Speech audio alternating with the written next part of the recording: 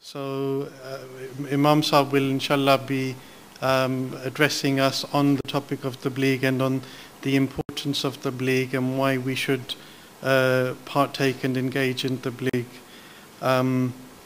So with that brief background and introduction, we also have some of the regions by webcasting are joining us at the moment as well.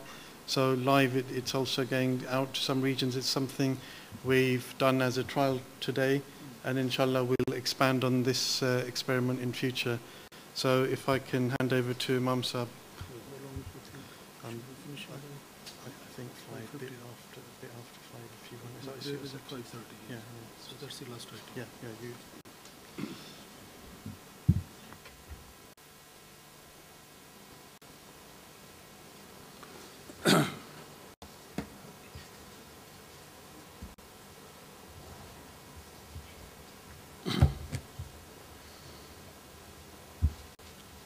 أشهد أن لا إله إلا الله وحده لا شريك له وأشهد أن محمدا عبده ورسوله أما بعد فأعوذ بالله السميع العليم من الشيطان الرجيم بسم الله الرحمن الرحيم.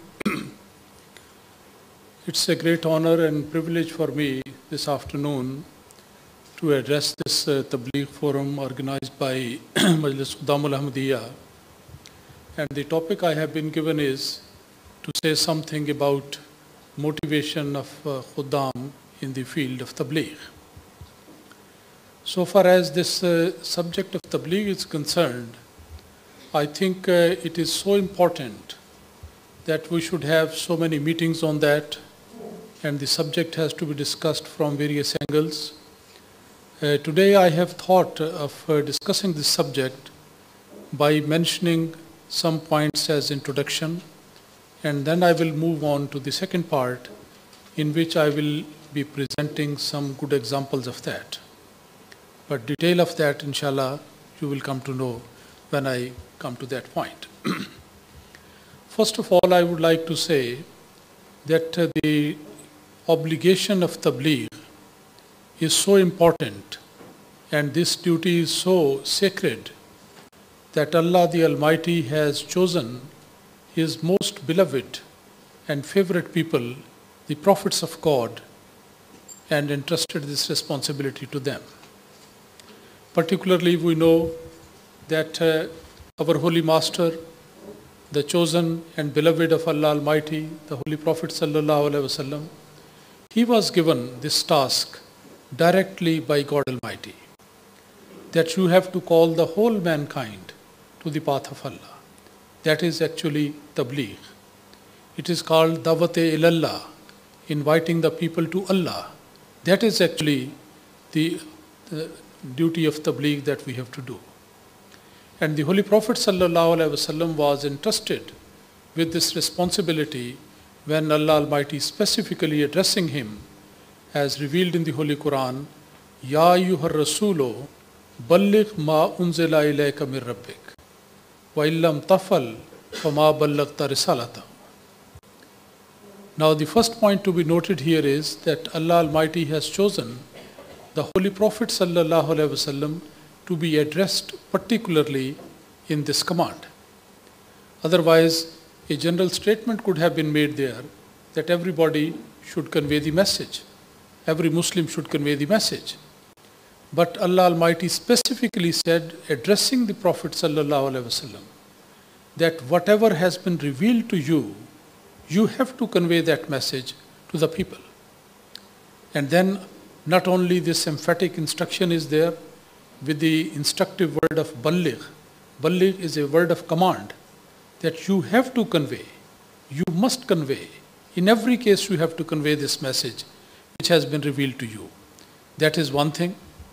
On top of that, Allah Almighty goes further and He says, apparently it looks like a warning or a reprimand, but it says, وَإِلَّمْ تَفَلْ فَمَا بَلَّغْتَ رِسَالَتَهُ, that if you do not convey this message, it will mean that you have failed in your duty. Just imagine the Holy Prophet sallallahu alaihi wasallam speaking, the Holy Prophet Allah Almighty is speaking in this term to the Holy Prophet sallallahu alaihi wasallam, that if you have not conveyed this message, or if you do not convey the message, then it will mean that you have not done your duty properly. While Allah Almighty knew very well, and the whole world knows, we also know, looking at the history of the Holy Prophet sallallahu alaihi wasallam, that he left no stone unturned in the field of tabligh. Every day of his life was a day of tabligh.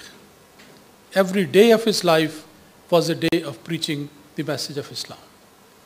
But that is a manner of speech in which Allah Almighty has pointed out that if that person who is my most beloved, even that person, if he does not perform this duty, discharge this duty properly, then I would be saying the same thing, that you have not done the job.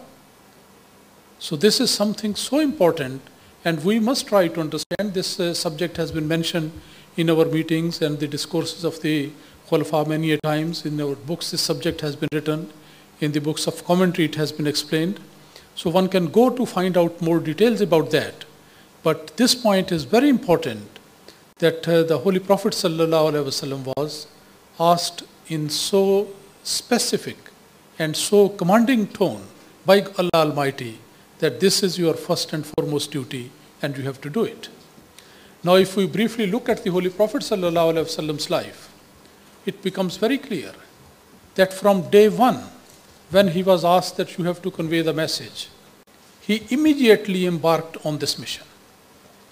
And the first 13 years which he spent in Mecca, the history tells us very clearly that the Holy Prophet ﷺ used to go door to door, or you can say from tent to tent, in the days of the Hajj. And all those people who used to come visit the Mecca, he used to go from each tent and convey the message of one God to those people. So that is how he used to do. He used to hold meetings as well, inviting his family members, friends and relatives, and he wanted to speak to them. Once he, as a matter of courtesy, he offered the food first, and when he stood up to say something, all these people, they ran away. They said, is this the thing for which you have invited us here? We are not willing to listen. So they all went away without listening to anything. Then the Holy Prophet ﷺ next time arranged the meeting in this way, that he assembled all of them, invited them to come, and first he conveyed the message of Allah. And after that, he served the food. So that is also one of his things. And moreover, he did this duty so earnestly, so regularly, so persistently, that there were various attempts by the non-believers to prevail upon him so that he may discontinue preaching the message of Islam to them. Sometimes people used to give him threats, and he was persecuted, he was objected, he was abused, he was called names, and all these tortures were given to him. This is also known to you. But also on one time, it is mentioned that temptations were given to the Holy Prophet ﷺ, that if you just believe in this thing and agree to this one point of not saying anything bad against our idols, the statues, those which we have taken as gods, and we worship them, if you don't say anything against that and don't invite us to one God, then they offered three things. First of all, they said that if you want to become a very rich person, then we can give you all the wealth that you need. And we are also ready to make you the leader if you are so willing. If you wish that you should be appointed the leader, we can make you the leader. If you want to have the wealth, we can give you the wealth. And also the third option which they gave was that if you want to get married to a beautiful lady in the whole of Arabia, you just point out to us and we will arrange your marriage to that lady. So these were the three temptations which were given to the Holy Prophet ﷺ. In the eyes of the worldly person, this might be a very strong attractions, very powerful attractions. That rule is there, he would be made a king, he would be made the ruler, and then he would become the owner of all the wealth. He would get married to the lady he likes. All these things were there. What was the reply of the Holy Prophet ﷺ? Did he agree to any of the proposals? Certainly not. He immediately replied in a most beautiful way that you are giving me this temptation that I should stop preaching, and you are giving me these three things you have offered me. But I give my reply in this way, that if you bring the sun and the moon, sun, and put it on my right hand, and bring down the moon and put it on my left hand, and then you ask me that I should stop preaching, I'm not going to do that. Sun was the symbol of the power. Sun was the symbol of all the wealth. And the moon was the symbol of the beauty. So he gave this beautiful example that all the three things I totally reject that. And I will not stop from preaching. I will continue to do it unless God Almighty, until the point that either I am successful or I have to lay down my life in this way. So that was the commitment of the Holy Prophet sallallahu alaihi wasallam. This should serve as a great inspiration for all of us, that we are the people who believe in him. We are the people who love him.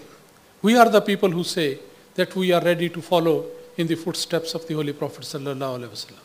Therefore, if we really do so, then we should also be very, very keen in conveying the same message which the Holy Prophet sallallahu alaihi wasallam used to do it. Now, if we come to this age, look at the time of the Hazrat Masih Maud alayhi salatu wasalam, the promised Messiah.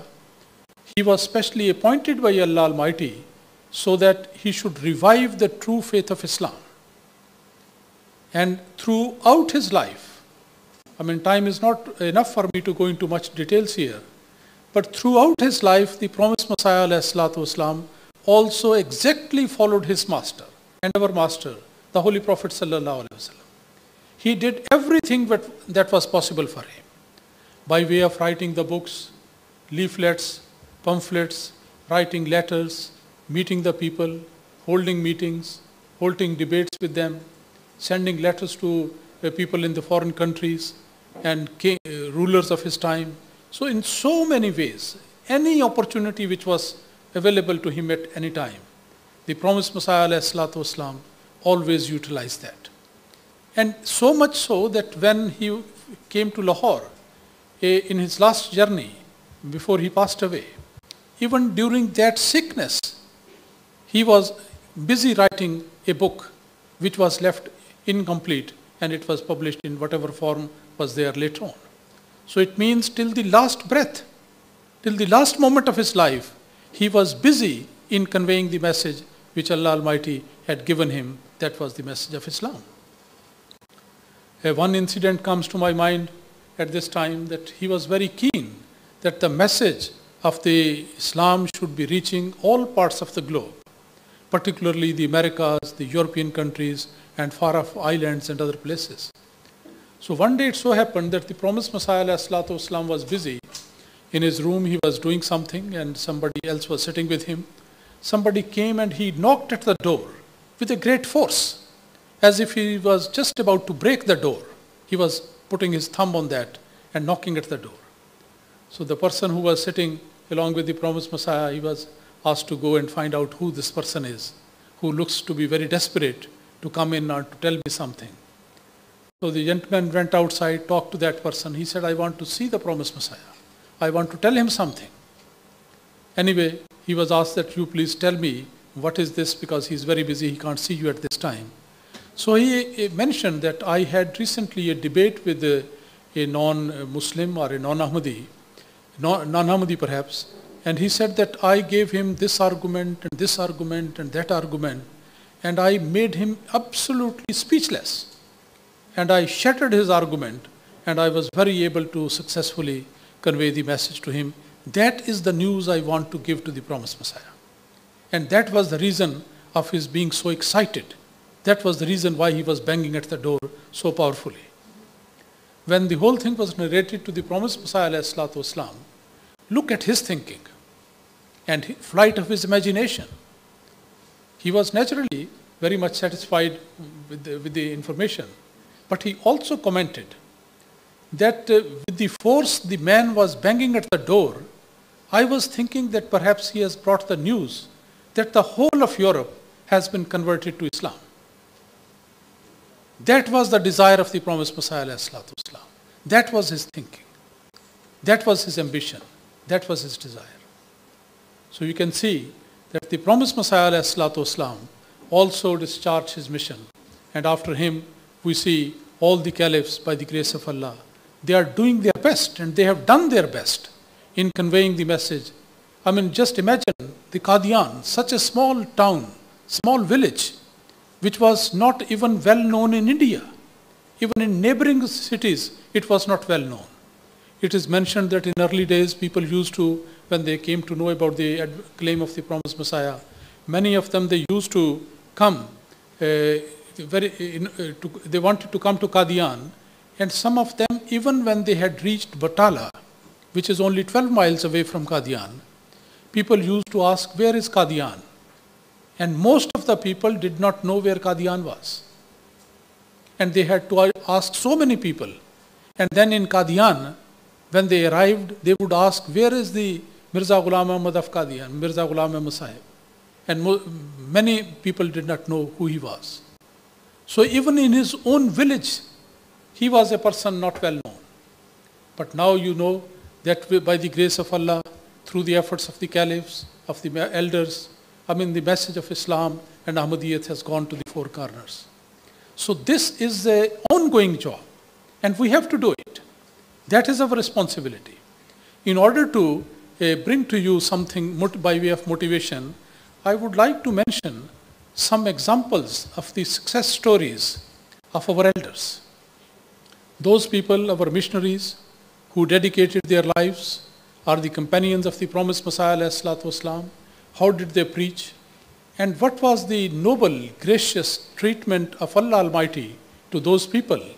That is what will give you the inspiration. I remember I have spoken on this subject once in Jalsa Salana, and that speech of mine was later on published. And when it was published in Germany, after a month or so, I received a letter from a person whom I didn't know. Still, I don't remember his name, but he wrote a very, letter full of love and affection. And he said that I am writing this letter sitting in my bed in a hospital. I suffered some accident and I was in a hospital for some time. Now I am recovering. So he said that a friend of mine has brought to me the book in which your speech has been published. That is about the inspiring examples of divine help, which comes the way of those people who go out for preaching. So he said that I have gone through this book and I have been so much motivated that I feel that if I am permitted, I should run out of hospital and immediately go out in the preaching field. Because I can't sit in my bed. I can't lie down in my bed doing nothing, because the job is so sacred and the reward is so great, and so much love and affection of Allah Almighty is shown in favor of those people who go out for preaching, that I don't want to stay here. That was his feeling. He said, my eyes are filled with tears, and I wish that I should be, instead of being in bed, I should be in the Tabligh field, and I should be doing it. So out of those few examples, I would like to share some examples before you, so that maybe Allah Almighty, if He so wills, this desire, this love and affection of Tabligh is also kindled in the hearts of all of you, the young Khuddam who are sitting in front of me. So I would like to mention, first of all, a great incident in the life of Hazrat Mufti Muhammad Sadiq Sahib. He was a great companion of the promised Messiah alayhi salatu wasalam, a great dedicated person for Tabligh. He used to find the opportunity of Tabligh wherever possible. A very interesting incident before the main one which I want to tell you, that once he was standing, he went to the market in America. He was in America as well. He was the pioneer missionary in America. He went there in 1920s and then lived on a long time. And in Chicago, he built a mosque as well. So he says that he went to the market, and there on the, it was a bookshop, and there he saw various books. Particularly, he selected one book, the price of which was $3. So Mufti Sahib, because he wanted to have an opportunity of tabligh, so he picked up that book and gave the shopkeeper $1, and he started to move away. The shopkeeper immediately shouted, "Please stay, stay, you have not paid me fully." Mufti Sahib said, "Yes, I have paid you fully." He said, "No, the price of the book is $3. He said, "Yes, that is why I have paid you $1. Don't you believe that 3 in 1 and 1 in 3? The man was taken aback. He said, "Yes, that might be the religious thing, but this is my business. Here I won't accept $1. You have to pay me $3. But Mufti Sahib did his job. He did convey the message. He must have been thinking for a long time about what happened to him on that day. This Mufti Sahib, he first came to London, this very place where we are sitting at this time. He came, not exactly this place, but this city, he came here in early, before 1920, before going to America, he was here. When he was coming by ship, so at a certain point he disembarked from one ship, and then in order to cross France, he had to pay some £2 extra, and he was still in the ship, but he was there and waiting to arrive here, and then by spending £2, he would be able to cross France and then come to UK. That was the plan he has mentioned. Now the problem was that he was traveling in a ship, and £2 were not available with him, and that was very urgent. So Mufti Sahib said that he has written himself this incident. Then I went somewhere in the corner of the ship. Then I started praying to Allah that, "Oh my Allah, I am not on a sightseeing trip. I am here on a tabligh trip. I am going to UK for the purpose of tabligh. This is your job that I am doing. So now I need £2, but in the ship I don't know anybody. I cannot beg from anybody. I cannot get a loan from someone.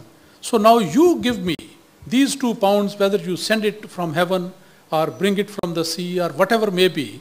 But now I am begging you that I am desperately in need of £2. He expressed his desire, a genuine need at that time. He said that after the prayer, what happened was, because I gave the reference of tabligh, what happened was, suddenly the ship, without any schedule, it stopped at one port, where it was not planned that the ship will be stopping on that port before touching the shore of France. So he was very surprised what happened, and then he thought that, okay, if the ship has stopped there, I will go down and get a boat and go to the shore, and maybe I can come across a good person or an Ahmadi or somebody else. I can get the money from him. But he was not allowed. So he had to stay on the ship. But then he saw suddenly that one small boat is coming towards the ship. And that gentleman was an Ahmadi. He said that I came to know from the newspaper that you are going to UK and you will be passing this way. But ship was not scheduled to stop here. But I just came here and suddenly I saw the ship has stopped here. So he came up and he met with him and talked to him for a while. And just before going back, he put £2 in the pocket of Hazrat Mufti Muhammad Sadiq Sahib. He said, in order to meet you, I wanted to bring some sweet with me. But unfortunately, I could not buy because I didn't know that you are coming here. But these £2 you kindly accept as the price for that sweet and pray for me. So the person went away. And Mufti Sahib fell into thanks to Allah Almighty. How Allah Almighty listened to his desperate prayer, and this desire was fulfilled like that. A similar incident is of Dr. Sardar Nazir Ahmad Sahib, who is the father of Dr. Hamid Ahmad Sahib, our Secretary Tabligh. Dr. Sardar Nazir Ahmad Sahib, I have met him. He was a very dedicated preacher. And he also used to do tabligh like, not in a bad sense, but in a mad way. He was really sold out to tabligh. Every time, everywhere, he used to do tabligh. His incident is that once he was traveling on a ship and the ship stopped at the port of Aden. So he immediately got off. He said, I have been preaching to the people on the ship. Why not preach to those people who are in this city? So he went to the city and started talking to the people about the advent of the promised Messiah. And as I know him, he was very keen. He started talking. And the time passed by. And when the time passed by, he talked to many people. But when he came back to the port, it was to his surprise and dismay that the ship had left. Because ship only stopped for a while. And he was busy in talking there for many, many hours. So after a few hours when he came, the ship had gone. So at that point, he got very much worried because he just not missing the boat, missing the ship. So it was a big loss. So he then started praying to Allah Almighty that, oh my Allah, I went to this city and I did not do any shopping there. I did not do any sightseeing there. I did tabligh, which is your job. You have asked everybody to do tabligh and I was doing tabligh. But now what has happened is that this ship has gone. So you kindly do something because I'm totally helpless. The same night, Dr. Nazir Ahmad Sahib writes that he saw in the dream that the ship has come back. So he got up in the morning, very happy. Immediately he went to those people whom he was preaching yesterday. He told them that my God has told me that the ship has come back. These people said, well, this fanatic was preaching us yesterday. Now he has actually turned mad. Because now he is saying the ship has come back. How come? We have never seen any ship coming back. If you miss the train is gone. If you miss the boat is gone. If you miss the ship is gone. So it's not going to come back. And they started laughing at him. Look, this man has gone mad. And he says that the Messiah has come. And this is a fanatic, lunatic, and this and that. All these things. But Dr. Nazir Sahib was very adamant that my God has told me that the ship has come back. And next day in the morning, he went to the shore, to the port, and he saw the ship coming back. Actually, the ship came back. And the reason for that was that in those days, it was war days, and every ship had to carry a white flag of indicating that this is not a fighter ship, rather it is a passenger ship. So no attack should be made on that one. That was a symbol of peace. And that was very essential to be present on the mast of the ship. Without that, the ship, it was very dangerous.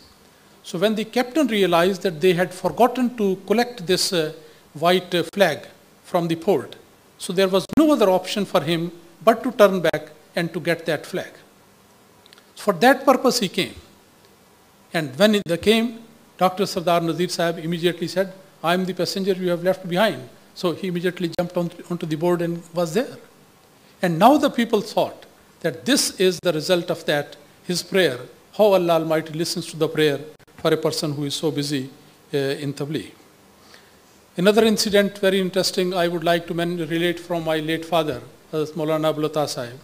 He was a missionary in Arabia and a long time. And there once it so happened that a discussion was taking place with some Arabs that whether Jesus, Hazrat Isa alayhi salatu wasalam died on the cross or what happened after that.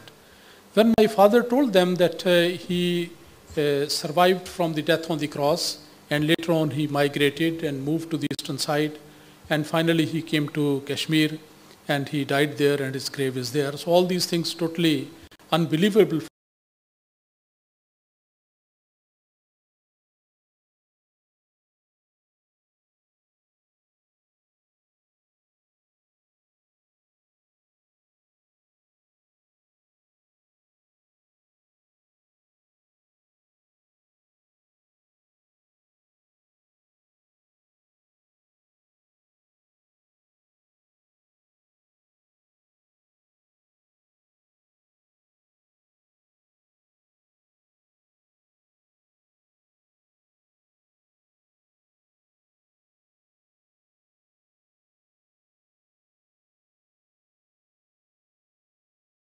India, so that Arab gentleman very spontaneously exclaimed that, oh, Kashmir, that far, it is very, very far, you are talking about. So my father listened to this comment and he was just about to say something. But another Ahmadi, a very devout Ahmadi, but not very well educated, he was sitting with him at that time. That person immediately replied to that Arab. He said, you are saying to Kashmir that it is such a far-off country, such a far-off place? Do you think that this is farther from the heaven where you think Jesus has gone? So it is not farther away than the skies and the heavens. It is on earth, only a few thousand miles. But you are believing that Hazrat Isa had been gone to the heaven like that? So he was really silenced at that. And he also said that perhaps the missionary has taught his disciples very good answers. And he made mention of that. But my father said, look, I have taught them something, but not this answer. This answer has been taught to him by Allah Almighty. And that is how Allah Almighty helps the people in the field. Now another incident of Master Muhammad Shafi Aslam Sahib is also very interesting. He was also a great preacher of his time. Once he was having a debate with a Hindu. And during the meeting, the Hindu realized that Master Muhammad Shafi Sahib may not be well versed in English. So this is an example how Allah Almighty helps the people in the field. So that Hindu fellow, he wrote down something in English on a piece of paper and forwarded that piece of paper to a statement, the small piece of paper with some writing on it, written in English. And Master Muhammad Shafi Sahib was not able to, of course, read that one. So he was actually thinking that when Master Sahib would stand up and he will have this paper and he would say, oh, this is in English. I can't understand what you have said. So then I would say immediately, the Hindu thought that I would immediately say that how can this man indulge in any debate with me if he cannot read what I have written for him? So that was his intention. Now just imagine some difficult situations like that may happen to any missionaries as well. Suddenly an idea came to Master Muhammad Shafi Sahib and he wrote the reply in Arabic. Instead of writing in other language or Hindi or whatever, he just thought that I should be writing something in Arabic. So he wrote whatever he wrote in Arabic and sent the slip back to the same Hindu. And when the Hindu received the piece of paper, he just held it in his hand and he said, how can I say something? I can't read it. He said the same thing which Hindu thought he would be saying. He said, if this gentleman cannot even read what I am writing, then how can he have a debate with me? So the whole side was turned back on him and he won the debate just on this simple argument. There are so many other examples which I have noted down, but I would like to now mention only a couple of that. A great example of the divine help in the field of Tabligh, you must have listened, it relates to Indonesia. Hazrat Maulana Rahmat Ali Sahib, he was a great companion of the promised Messiah ﷺ and a great preacher, a great man of prayer. He was the pioneer missionary to Indonesia. And as you might know that most of the houses in Indonesia, they are built of wood. And once it so happened that a fire broke out in the neighboring house where Hazrat Maulvi Sahib was staying. And there was also wind blowing there in the direction of the Hazrat Maulvi Sahib's house. So almost the fire was touching on some sides of his house. And it was feared that very soon his house will also come under the fire. At that point, other Ahmadis and other people, all of them, they requested Maulvi Sahib that you kindly vacate the house because it is very dangerous to stay in this place at this time. But look at the reply of Hazrat Maulvi Rahmat Ali Sahib. He was a man of great belief and he was a preacher. He said, I am in the field of Tabligh. For the sake of Allah Almighty, I am here. And I am one of the humble disciple of the promised Messiah ﷺ, to whom Allah Almighty has told by way of promise that आग से हमें मत डराओ, आग हमारी गुलाम बल्कि गुलामों की गुलाम है. That don't try to put any fear in our heart. because of the fire. Fire is just our slave. It cannot give us any harm. So Hazrat Mauli Rahmat Ali Sahib said the same thing, that I am not going to move away from my house. No fear is there in my heart, because I am one of the humble disciple of the promised Messiah alayhi salatu wasalam. As the fire could not give him the harm, it was a servant to him, so the fire will not be able to give me any harm. So with full confidence in Allah Almighty, he stayed there. And the people say that Maulvi Sahib was in the house, the fire was blazing outside, every danger was there. But what the world saw at that time was that very soon the clouds rose up and there was heavy rain. As a result of heavy rain, the fire was extinguished. And no part of his house was ever damaged. So that is how Allah Almighty helped him and showed a great sign. Now two final statements I would like to make. One is about Maulana Nazir Ahmad Sahib Mubashir. He was a missionary in Ghana and served there for a very, very long time. He was again a man full of prayer. During his period of stay there, the non-Ahmadis, they started rejecting when he conducted the preaching and said the promised Messiah has come. These people did not believe and they said, no, we don't agree with that one. And some of them, they just concocted a new statement of their own. And some of the people, they took out processions outside and saying that as the earthquake has not come, therefore the promised Messiah has not come. So they say that earthquake should have been there, although there is no such sign. Particularly in Ghana, there was no prophecy. Nobody mentioned like that. Nowhere it is written that before the advent of the Imam Mahdi it would be like that. Although as a sign, after his advent, many earthquakes came. But they say they had just made a statement that as our country has not suffered any earthquake, therefore there is no proof that any Messiah has come, any Mahdi has come. So when they started saying like that, Maulvi Sahib became really very much upset as well and also very dismayed and sorry as well that how can I persuade these people that this is totally incorrect demand for you that earthquake should be here. Normally in West Africa, you would not have heard about the earthquakes many times. Very, very, very, very rarely it comes there, but normally not. And particularly in Ghana, previous to that, they have never heard of any earthquake. So then Hazrat Maulvi Sahib says that I then prayed to Allah Almighty that, oh my Allah, their demand is wrong. There is no such sign, there is no such proof. So absolutely there is no reason why they should link the truth of the promised Messiah with the coming of the earthquake. But this Messiah you have sent, that is your Messiah. And oh my Allah, you know that this Messiah is true. You are the one who have sent this one. So in order to prove his truth, I humbly supplicate to you that there should be a sign of the earthquake. So then he says, when I prayed in this way, I was shown in the dream, told in the dream, that a great earthquake is going to come in Ghana within few days. So when he got up, he was very happy.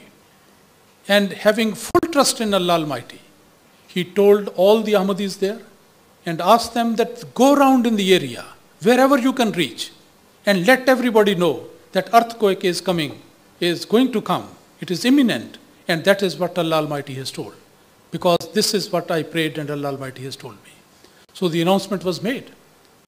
And within 2 to 3 days, there was such a strong earthquake in Ghana that people say we have never ever witnessed and experienced that sort of earthquake before that. So when the earthquake came, he says that the people, some of the people who were right-minded, they were so happy.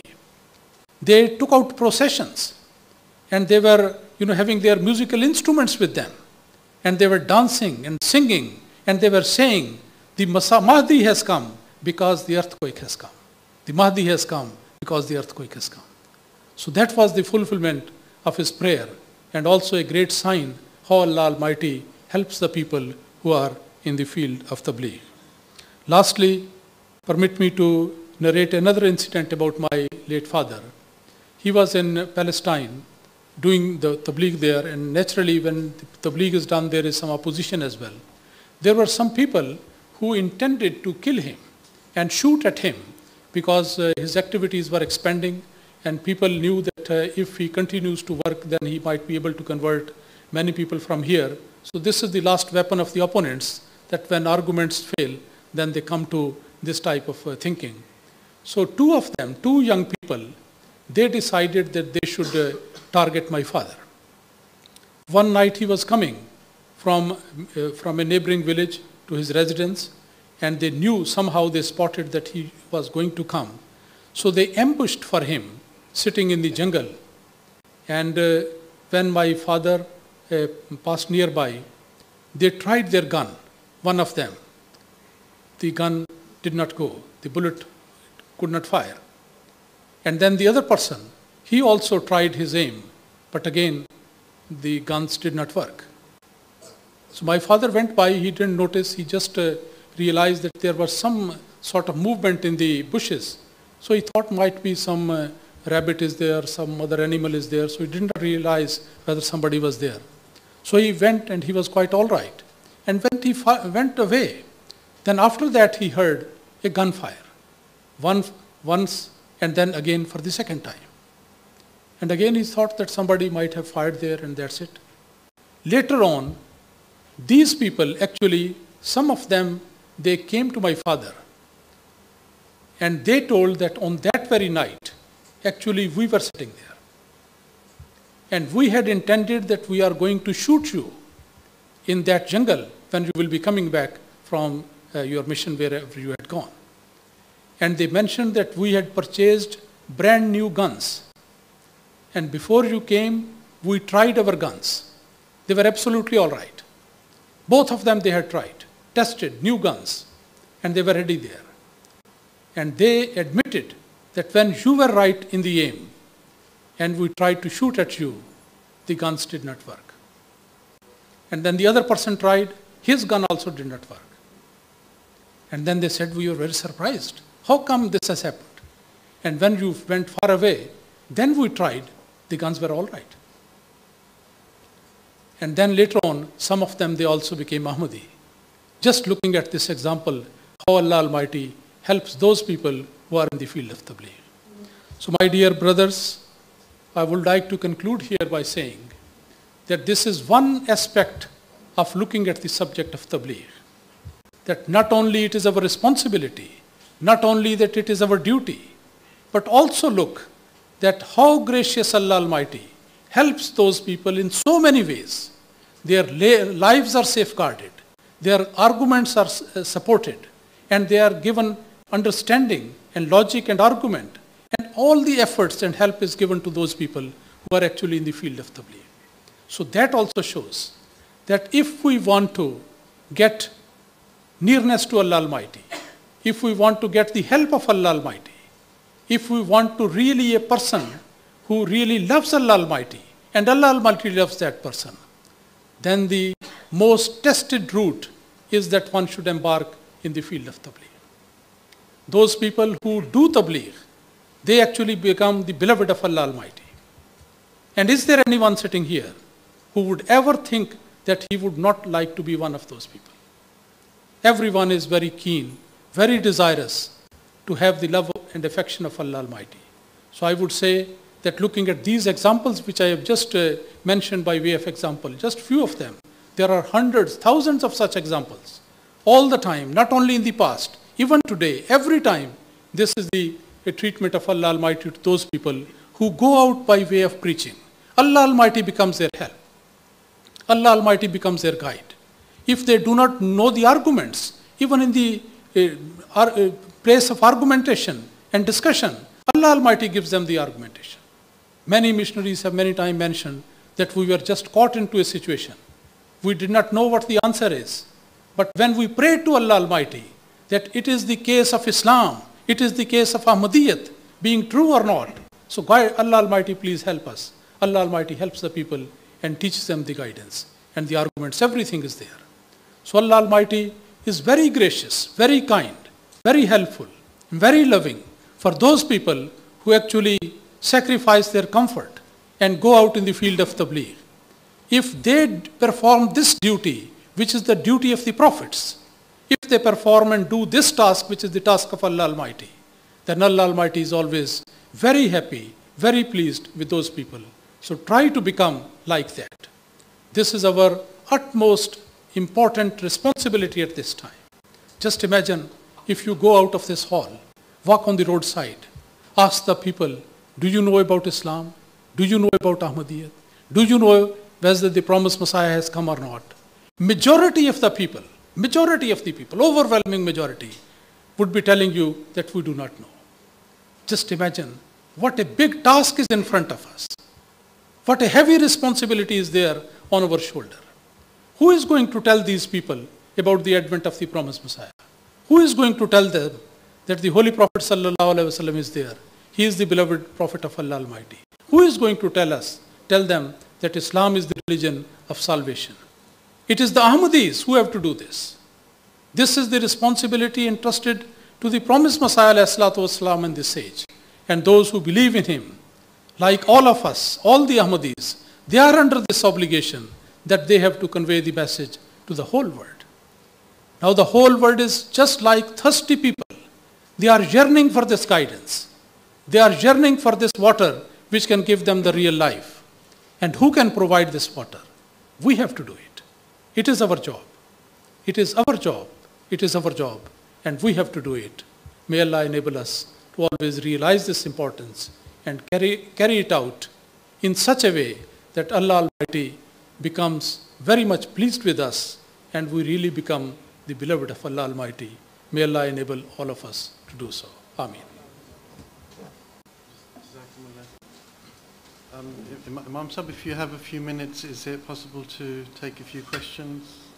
Yes, if you have time. Yes, we have. Okay, just if I can, I'm going to open up to questions to the floor in just a minute.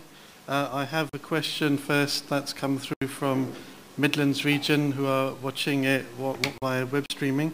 Toby Saab, Regional Nazim, he's asking if Imam Saab can briefly give some advice to someone who, if they're actively preaching but they're not getting any baths, if Imam Saab can give some guidance on that.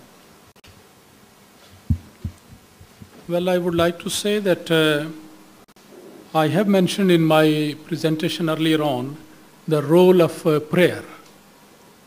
That is actually the secret of everything. If you are doing tabligh to someone, giving him the argumentation, giving him the books, the leaflets, discussion, everything is going on, but still you are unable to get the bath, I would say perhaps you are lacking in prayer for that person. So the best advice I can give you is that apart from any other effort that you are doing, kindly do remember to pray for that person. This is always a good idea that you, of course you should be knowing the name of that person whom you are doing the tabligh. So kindly mention the name of that person in your prayer. And then pray to Allah Almighty that, oh my Allah, so far as my ability, my knowledge, my experience is concerned, that is nothing. But I have done my duty. I have tried my best to convey the message. But still, the message is not going across. So you kindly guide this person and mention the name of that one. Then I think it will be certainly something which will yield the results, very good result in near future. So this is my advice, that please pray more than ever before. If you have been praying before, well and good, but you pray more than ever before.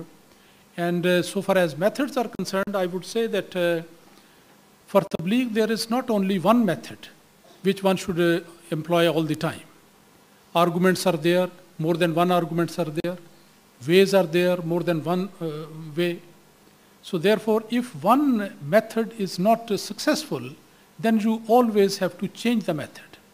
Slightly try some other argument, try some other literature, try another approach, another angle to discuss the subject with that person.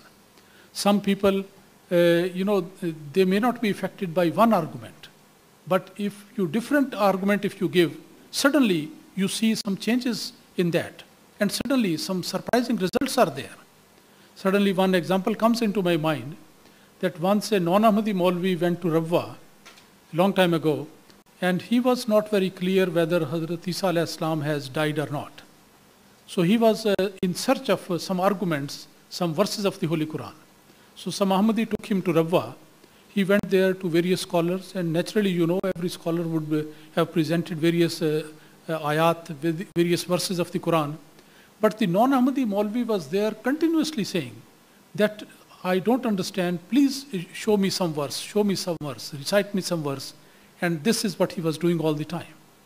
Finally, that Ahmadi took him to one of our senior missionary at that time, Maulana Ahmad Khan Sahib Naseem.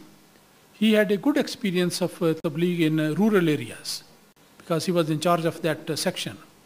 So when this non-Ahmadi went to him and introduced that, well, this gentleman has come, and he was just sat there, the very first thing he said in Punjabi about Hazrat Isa alayhi salam, he mentioned, he said, koi ayat shayat ho jaye.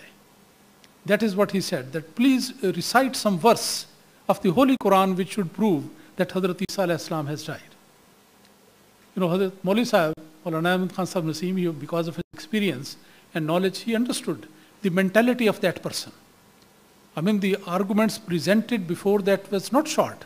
Many verses had been presented before. He could also have cited another verse, but the man would again say, no, not clear, not clear. So Maulvi Sahib gave him a different answer. He just replied, he spoke in Punjabi, he also replied in Punjabi. When he said, ayat shayat ho jaye, तो मौलवी साहब replied, वो बाकी नबियां नु आयता ना मारे. So you can just imagine what a wonderful argument he gave.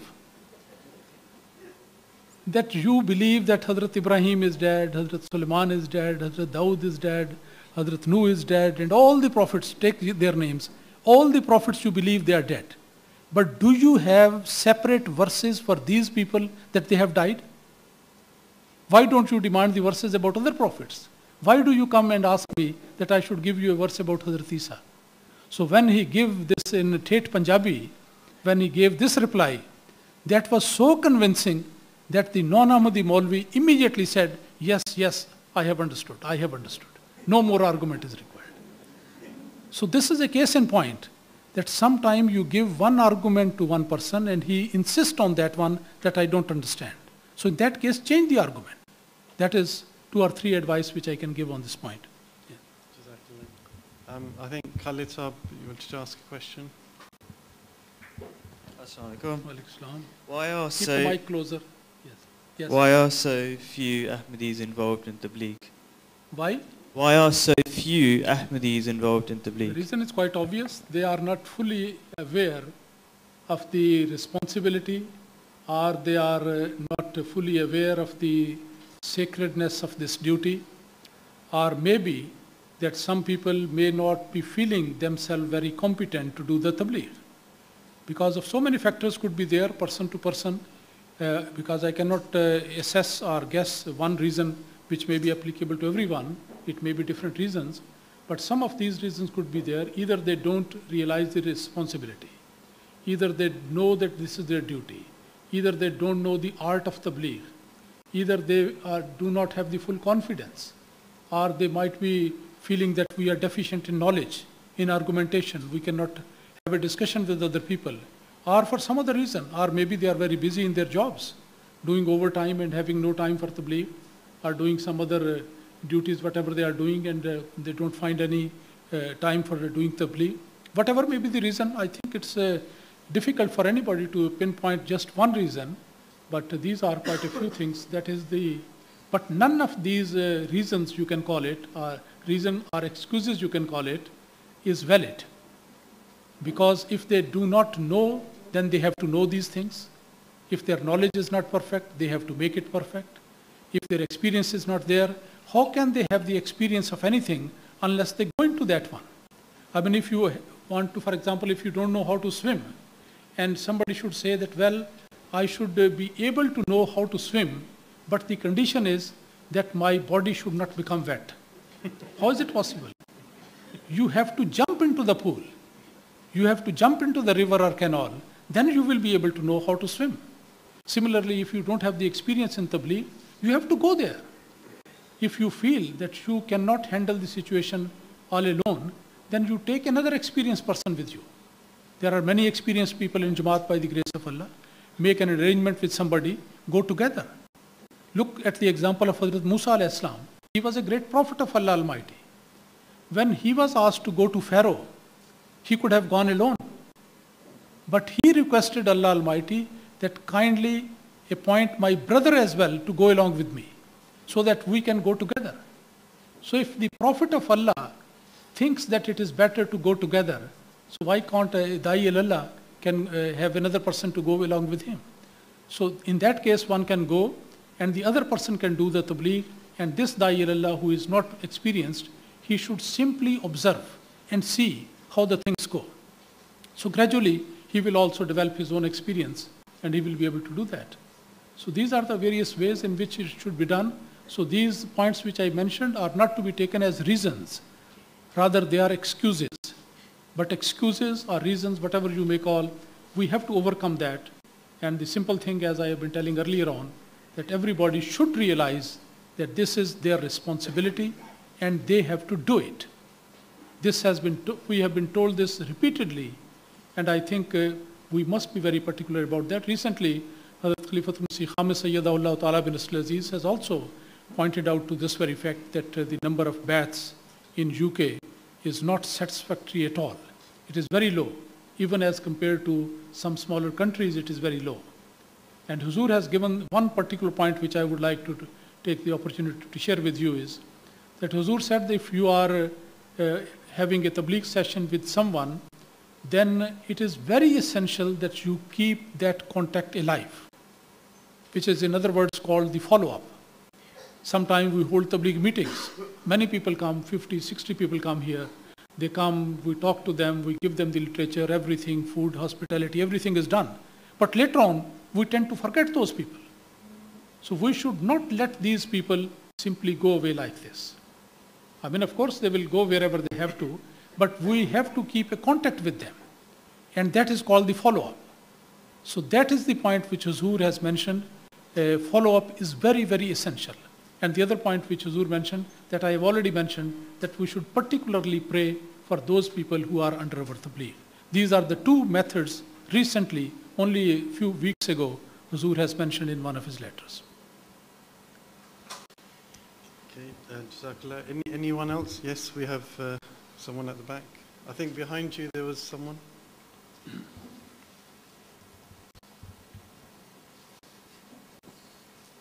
Assalamu alaikum, Sahab.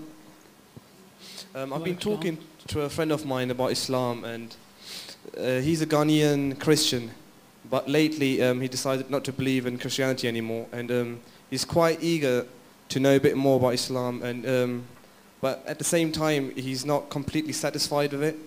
So like the three main questions he always asks me is I think he read one verse in the Quran where it gave where the man has been allowed to hit the wife in some certain circumstances, and also he told me that if the aim is only to believe in one God and have a relationship with God, so why should I believe in the religion? Why can't I just have my own relationship with God?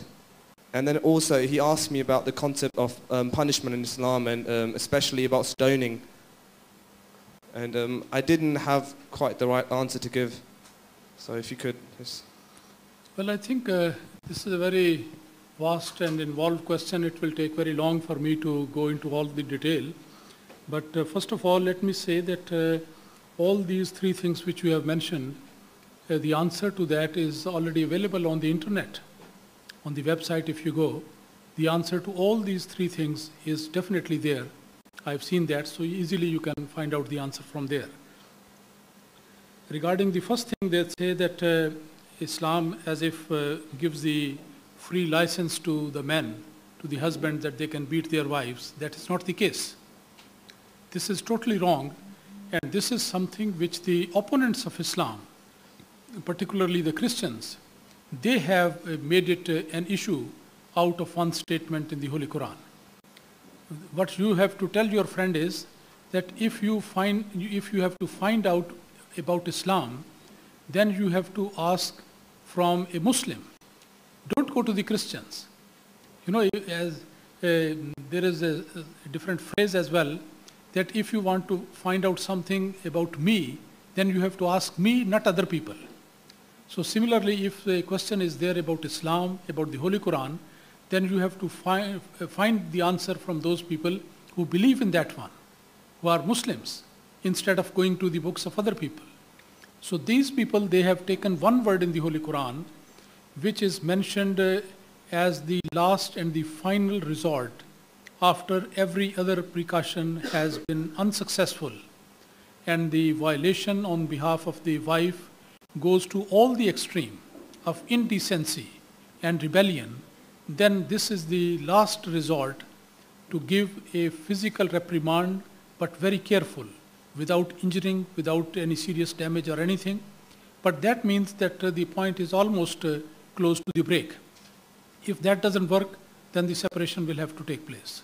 So at that point, the last resort, this method is mentioned there after the earlier attempts and the ways have completely been exhausted. It is not the beginning of that. So this is briefly the answer. I mean, more detail can be found there. The second was regarding the relationship to Allah Almighty.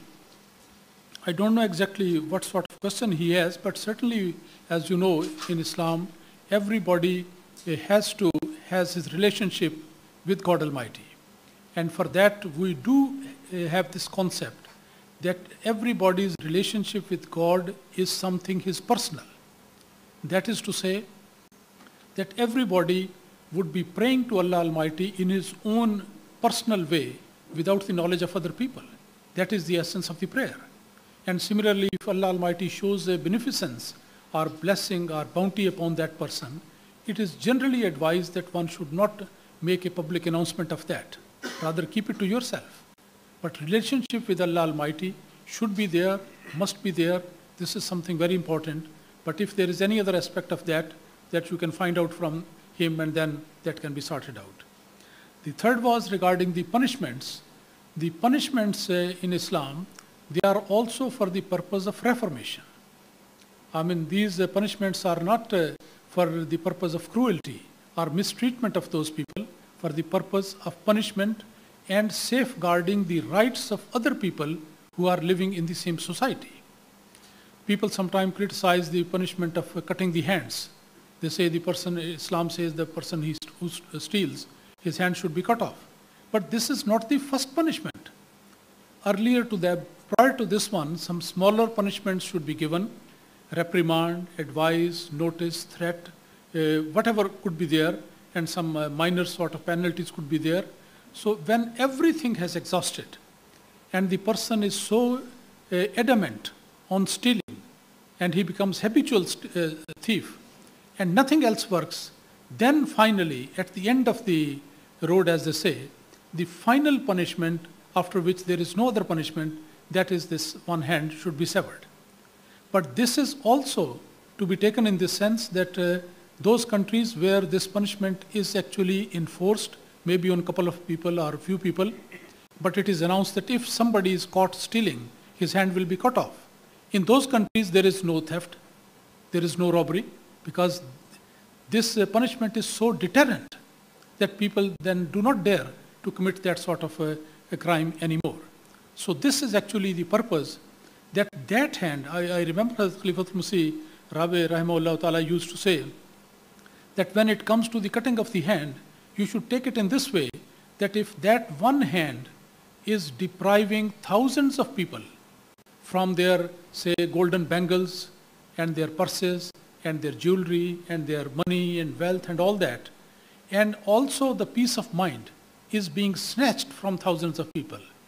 So if in response to that one hand is cut off, and that one hand cutting will become a symbol of the fact, and there will be rest and peace in the whole society. Is that not something better for the whole society at large? So in this context, it should be explained that this is not the first punishment, the last, the final, and moreover, one punishment will secure the hands of so many people, the properties of other people, their honor, their wealth, and the peace in society will also be restored. That is one thing. Last point you mentioned about stoning. There is no punishment of stoning in Islam. I mean, this is what they say, that if the adultery is committed, then stoning should be done there. And Islam negates that one because it says that half of the punishment in certain cases. How can, killing, they say, I think that argument is slightly different. But anyway, the stoning is not one of those things. Before Islam, it was in practice. And before the punishment of lashes came there, this was there. But once the punishment of the lashes has been prescribed in Islam, after that there was no such example of any punishment like of that nature. Yes. Another question? Yes, I think last one. Okay, if we can have the last question.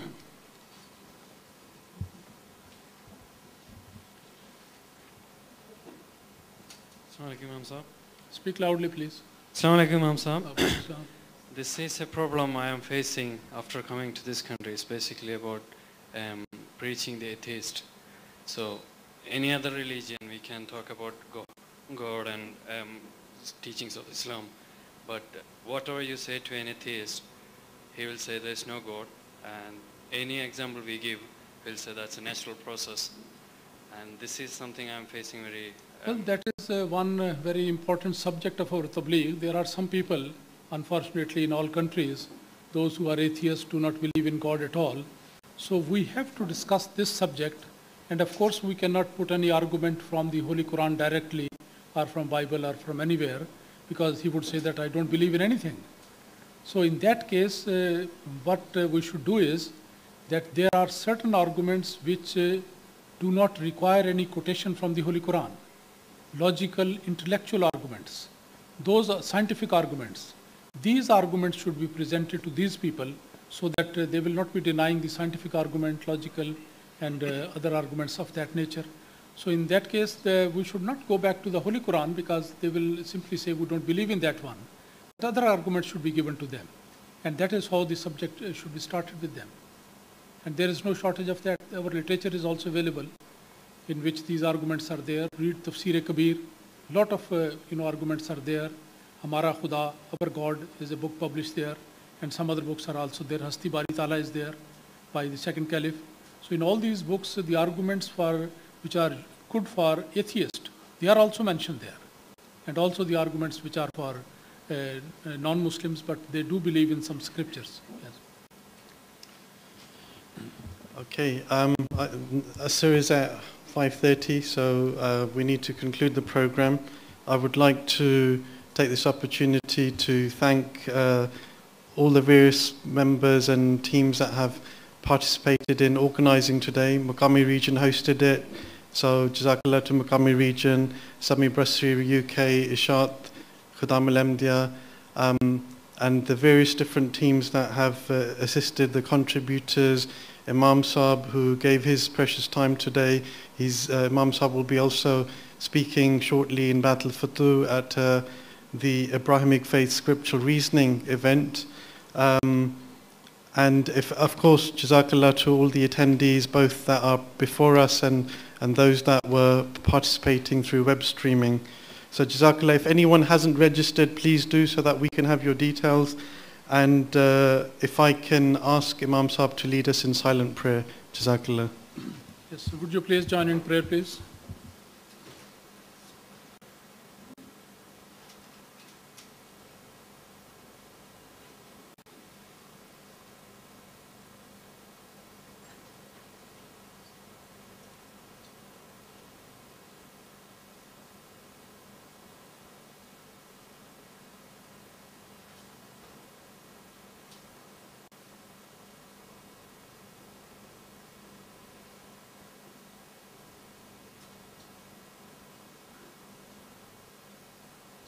Ameen.